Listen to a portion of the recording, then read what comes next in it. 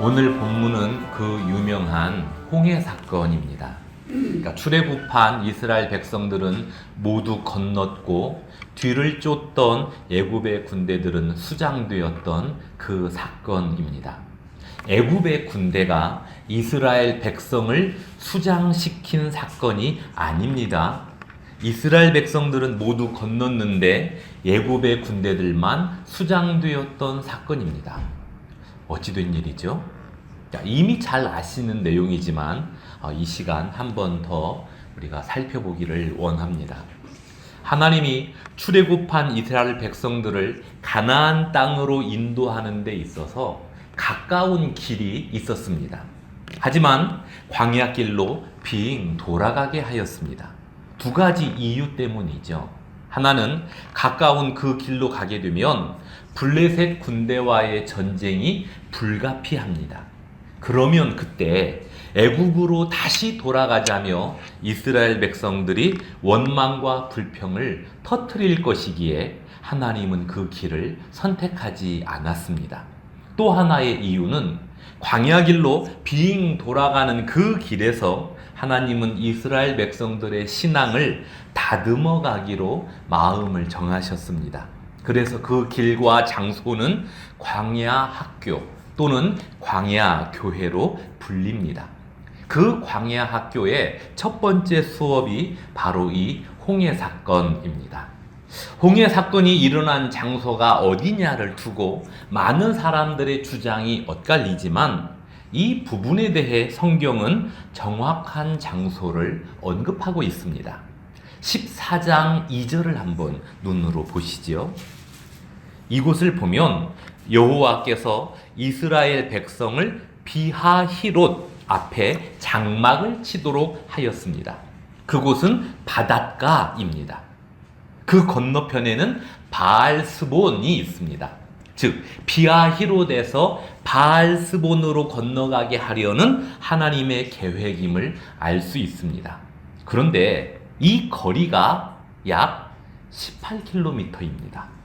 가장 얕은 곳의 수심은 120m입니다. 그러니 웬만한 수영 실력으로는 어림도 없습니다. 배를 타고 건너야 합니다. 하지만 200만 명 이상의 지금 백성들이 모여 있기 때문에 이 정도의 숫자가 배를 타려면 200명 탈 수 있는 배가 10,000개가 있어야 합니다. 그러므로 이것도 불가능합니다. 그래서 이스라엘 백성들이 그곳에 머무르고 있다는 상황을 보고받은 애굽 왕 바로가 쾌재를 불렀습니다.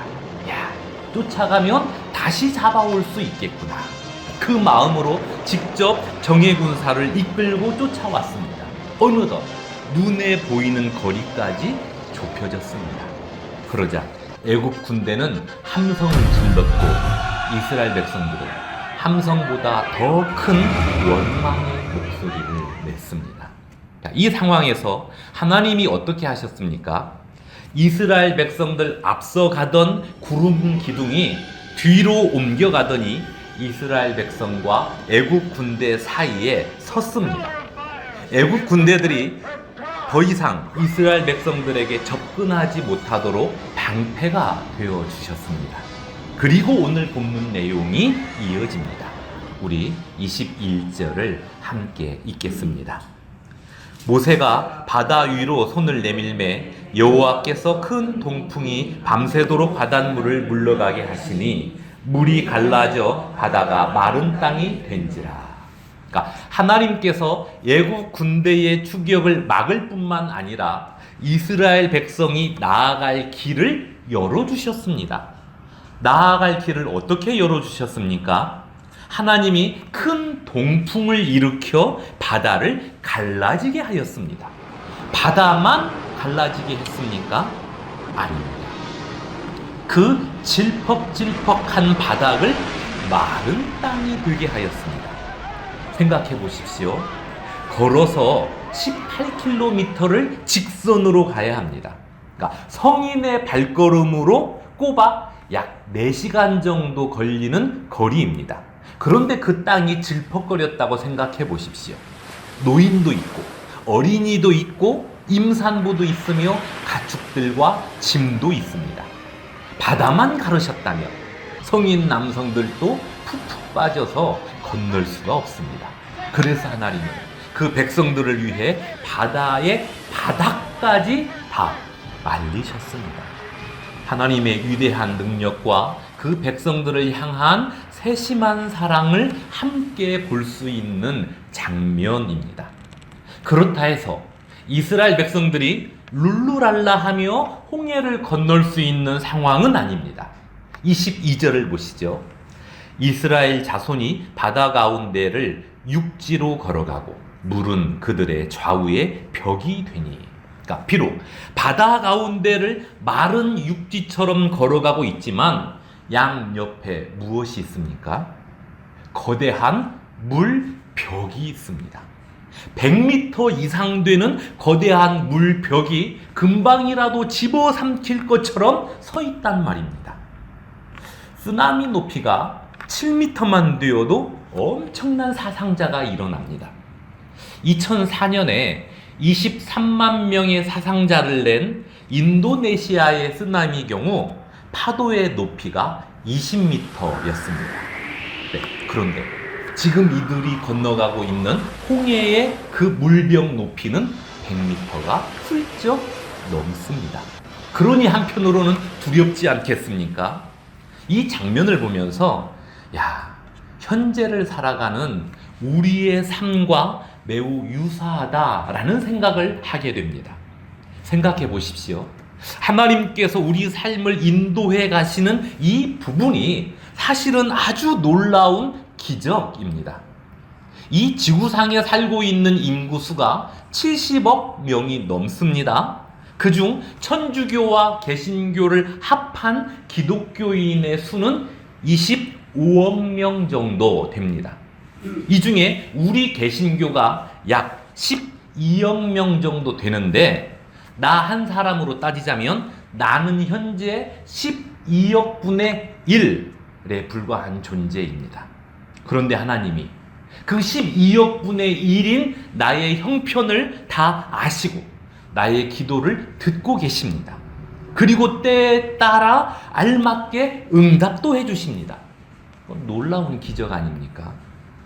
저는 30명 정도 되는 우리 성도들께서 어떤 부탁을 해온다면 반절은 잊어버립니다. 기억하는 내용 중에서도 내가 판단하고 들어줄 수 있는 내용이 많지 않습니다. 그러나 우리 하나님은 12억 명의 간구를 낱낱이 다 기억하고 계시며 때에 따라 응답해 주시면서 우리의 삶을 인도해 가십니다. 그러니까 이것만 생각해도 우리 삶은 기적의 현장입니다.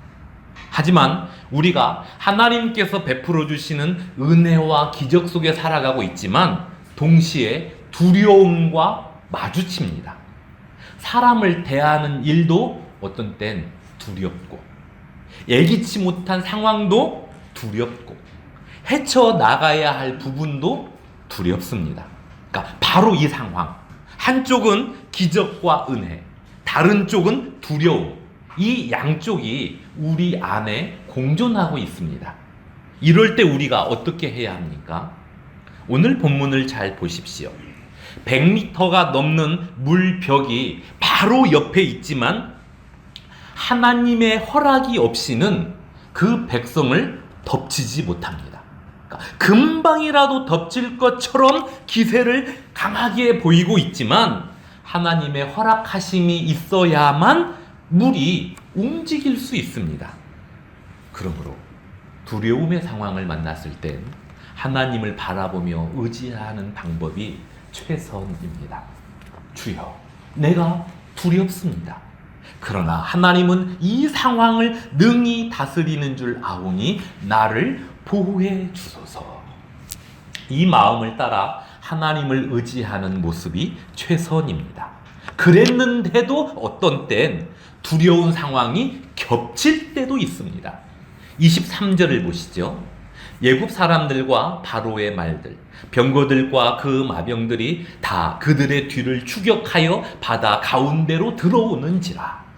아니, 다 건널 때까지 좀 막아주시지. 왜 아직 다 건너지도 않았는데 막았던 그 방패를 거두셨습니까?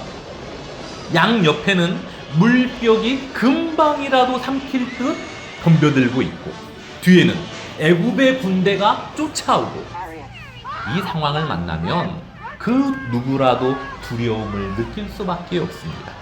그러나 상황은 위험천만하고 그 상황 앞에서 나는 두려운 마음으로 떨고 있을지라도 변하지 않는 사실이 있습니다. 무엇입니까? 하나님은 여전히 우리의 방패요 산성이 되어준다는 사실입니다. 금방이라도 애굽 군대에게 잡힐 것 같았는데 24절 새벽에 여호와께서 불과 구름 기둥 가운데서 애굽 군대를 보시고 애굽 군대를 어지럽게 하시며 그들의 병거 바퀴를 벗겨서 달리기가 어렵게 하시니 애굽 사람들이 이르되 이스라엘 앞에서 우리가 도망하자. 여호와가 그들을 위하여 싸워 애굽 사람들을 치는도다.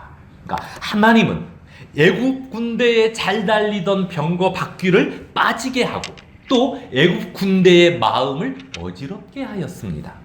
그래서 그들로 하여금 이스라엘 백성들에게 더 가까이 다가서지 못하도록 그들을 막았습니다. 그뿐 아닙니다. 이 상황에 대해 애굽의 군인들이 우리 얼른 도망가자. 여호와께서 그들을 위해 싸우신다. 이 마음으로 그 자리를 이젠 피하고자 합니다. 상황이 금세 역전되었습니다. 그런데 이 상황에서 하나님은 애굽 군인들을 보호하지 않았습니다. 이스라엘 백성들이 홍해를 건너자마자 하나님은 모세에게 명령하사 그 바다를 다시 흐르게 하셨습니다. 27절을 보시죠. 모세가 곧 손을 바다 위로 내밀매 새벽이 되어 바다의 힘이 회복된지라. 그러니까 100m가 넘는 물벽이 순식간에 허물어졌습니다.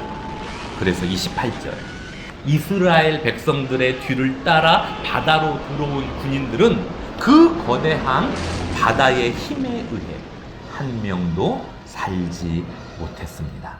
그러니까 하나님께서 애굽의 군대를 바다에 수장시켰습니다. 저는 이 사건을 대하면서 한 가지 궁금한 질문이 생겼습니다. 하나님은 왜 홍해라는 장소에서 이 일을 진행하셨을까? 이 부분이 궁금했습니다. 왜냐하면 굳이 홍해가 아니어도 얼마든지 애굽의 군대를 하나님은 처리할 수 있기 때문입니다. 한 예로 민수기서 16장을 보면 가나안 땅을 가는 길에 모세와 사촌지간이었던 고라를 추종하던 자들이 모세에게 반기를 들었습니다. 그때 하나님께서 그들을 어떻게 하셨냐면 그들이 서 있던 땅을 갈라지게 함으로써 그들을 삼켜버렸습니다. 꼭 바다가 아니어도 그들을 삼킬 수 있었습니다. 그러니 꼭 왜 홍해로 이들을 데리고 왔을까라는 의문이 저에게 생긴 겁니다. 애굽에서 10번째 재앙을 내리실 때 그때 장자뿐만 아니라 애굽의 군인들까지 아예 처리를 해주셨다면 지금 이 상황을 만나지 않아도 되잖아요. 그런데도 불구하고 하나님은 이들을 홍해까지 유인해서 바닷속으로 집어넣으신 까닭이 도대체 무엇일까? 하나님의 의도는 도대체 어디에 있는가? 궁금했습니다. 혹시 제가 너무 과민 반응을 보이고 있습니까? 만약 이 홍해 사건에 대해 성경의 다른 저자들이 침묵하였다면 제가 과민 반응한 게 맞습니다. 하지만 성경의 다른 저자가 이 홍해 사건을 인용하면서 어떤 의미를 설명해냈다면 우리는 하나님께서 애굽 군대를 굳이 홍해까지 데리고 와서 수장시킨 의미를 찾아내야 합니다. 우리 신약 성경 고린도전서 10장을 함께 찾아보겠습니다. 오늘 본문은 표시를 해두고요. 다시 돌아와야 하니까 고린도전서 10장 1절과 2절을 우리 함께 읽겠습니다. 형제들아, 나는 너희가 알지 못하기를 원하지 아니하노니 우리 조상들이 다 구름 아래에 있고 바다 가운데로 지나며 모세에게 속하여 다 구름과 바다에서 세례를 받고. 그러니까 사도 바울이 고린도 교회에 보내는 첫 번째 편지에서 홍해 사건을 인용하고 있습니다. 형제들아, 나는 너희가 꼭 알기를 원한다. 무엇을 말입니까? 우리 조상들이 다 구름 아래에 있고 바다 가운데로 지나며, 홍해 사건이거든요. 이때 모세에게 속하여 다 구름과 바다에서 세례를 받고. 그러니까 바울은 홍해 사건에서 애굽 군대가 어찌 됐다는 언급을 전혀 하지 않았습니다. 그러니까 그보다 더 중요한 이야기를 해야 하기 때문입니다. 무엇입니까? 출애굽한 백성들이 바다 가운데로 지난 사건을 언급하면서 그 사건은 바다에서 세례를 받은 사건이라고 설명을 하고 있습니다. 즉, 이스라엘 백성들이 홍해를 건넌 이 사건은 애굽의 추격을 완전히 따돌린 사건의 의미보다 그 바다를 건넌 사건이 상징하는 바가 세례와 같다라는 설명입니다. 세례가 무엇입니까? 세례는 1차적으로 죽음을 의미합니다. 그러니까 물 속에 또는 물 아래에 있는 너는 죽었다. 이 내용이 세례가 가지고 있는 1차적인 의미입니다. 그러니까 이 홍해 사건을 통해 하나님께서 말씀하시고 싶은 내용은 사건을 흥미진진하게 끌고 가다가 결정적인 순간에 애굽 군대들을 심판하셨다가 아닙니다. 이스라엘 백성들도 그 자리에서 함께 죽었다는 의미입니다. 물론 실제로 이스라엘 백성들이 죽은 건 아닙니다. 그들은 홍해를 다 건넜습니다. 그리고 물 위에 떠 있는 애굽 군인들의 시체를 바라보고 있습니다. 그 이스라엘 백성들에게 저 모습이 바로 너희들의 모습이라고 말하기 위해 하나님께서 홍해의 사건을 연출하셨습니다. 그러니까 애굽 군대들만 죽고 이스라엘은 안 죽었다가 아니라 사실은 이스라엘 너희도 다 이곳에서 죽었다는 의미란 말입니다. 그래서 홍해 사건은 모두가 죽은 사건입니다. 그러나 이스라엘 백성들은 다시 살아난 사건이 홍해 사건입니다. 오늘 본문으로 다시 와서 30절을 보십시오. 그날에 여호와께서 이같이 이스라엘을 애굽 사람의 손에서 구원하시매 이스라엘이 바닷가에서 애굽 사람들이 죽어 있는 것을 보았더라. 그러니까 이때 이스라엘 백성들이 가져야 할 생각이 무엇입니까? 나는 살았네, 할렐루야. 이럴 수도 있지만 홍해의 사건은 모두가 다 죽은 사건인데 지금 이곳 홍해를 통과하여 여기 서 있는 나는 누구인가? 어찌 나는 살아있는가? 이 질문이 따라와야 합니다. 이들이 어떻게 해서 살아있습니까? 하나님께서 그들에게 은혜를 베풀어 주셨기 때문입니다. 하나님이 그들과 함께 바다를 통과하면서 죄인이었던 옛 사람을 죽이고 새 생명을 주셨습니다. 즉, 이 홍해 사건을 기점으로 이제 그들은 새 생명을 얻은 신분의 사람이 된 것입니다. 죄인이었던 신분에서 하나님의 자녀라는 새로운 신분의 사람이 되었습니다. 그러니까 바로 이 내용이 홍해 사건을 통해 말하고자 하는 핵심 메시지입니다. 그렇다면 홍해 가운데로 지나온 하나님의 백성들은 어떻게 반응해야 합니까? 하나님은 역시 위대하십니다 라는 가슴 벅찬 찬양을 올려드리는 건 물론이고 죄의 종으로 살았던 나의 옛사람은 죽었다. 이제 하나님의 은혜로 말미암아 나는 새로운 삶을 얻었다는 내 인생에 대한 시각의 전환, 그리고 삶의 전환이 있어야 합니다. 그러니까 우리식으로 표현하자면 예수님을 믿기 전과 예수님을 믿은 후가 이제 달라져야 합니다. 예수님을 믿는 이 모습 역시 새 생명을 얻었다는 내용이기 때문입니다. 한 예로, 예수님을 믿기 전에는 또 믿기 시작했어도 성경적 사고방식으로 사는 삶에 대해 잘 몰랐을 때는 나와 친했던 양 집사님이 어느 날부터 홍 집사님과 친해진 이 부분 때문에 잠 못 이룰 수 있습니다. 아니, 양 집사님이 어떻게 나 말고 홍 집사님과 친하게 지내지?